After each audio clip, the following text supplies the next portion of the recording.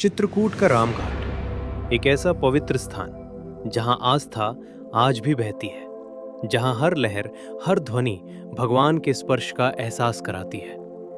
उत्तर प्रदेश के चित्रकूट में स्थित ये रामघाट सदियों से श्रद्धा और भक्ति का केंद्र रहा है। मान्यता है कि यहीं भगवान श्री राम के चरण सबसे पहले पड़े थे और यहीं से उनके वनवास का आरंभ हुआ था। वनवास जो सिर्फ एक यात्रा नहीं थी, बल्कि धर्म, त्याग और मर्यादा की एक महान कहानी थी। रामघाट के किनारे आज भी एक अद्भुत शांति महसूस होती है। गंगा की लहरों की ध्वनि और भक्तों की प्रार्थनाएं सब मिलकर एक ऐसा वातावरण बनाते हैं जहां मन अपने आप शांत हो जाता है।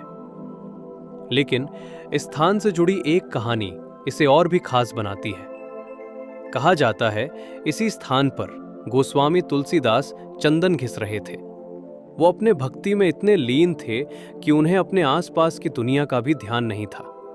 तभी एक छोटा सा बालक वहां आया, साधारण सा रूप, लेकिन चेहरे पर एक अद्भुत तेज। वो बालक धीरे से तुलसीदास जी के पास आया और बिना कुछ कहे उनके माथे पर चंदन का तिलक लगा दिया। लेकिन तुलसीदास जी उसे पहचान नहीं पाए। तभी हनुमान जी ने तोते का रूप धारण किया और तुलसीदास जी के कानों में धीरे से कहा, चित्रकूट के घाट पर भई संतन की भीड़, तुलसीदास चंदन घिसे तिलक देत रघुवीर। जैसे ही ये शब्द उनके कानों में पड़े, तुलसीदास जी का हृदय कांप उठा और उसी क्षण उन्हें एहसास हुआ कि जो बालक अभी उनके सामने था वो कोई और नहीं, स्वयं प्रभु श्री राम थे।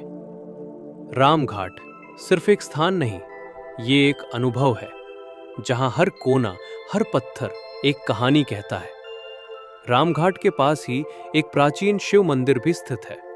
कहा जाता है यहां दर्शन किए बिना रामघाट की यात्रा अधूरी मानी जाती है। मान्यता के अनुसार जब भगवान श्री राम अपने वनवास के वर्षों के बाद चित्रकूट से प्रस्थान कर रहे थे, तो उन्होंने अपने ही हाथों से यहां एक शिवलिंग की स्थापना की थी।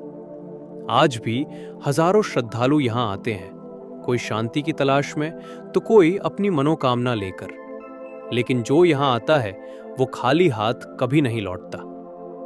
रामघाट जहां आस्था है, जहां भक्ति है और जहां आज भी भगवान की उपस्थिति महसूस होती है, यही है चित्रकूट का दिव्य रामघाट।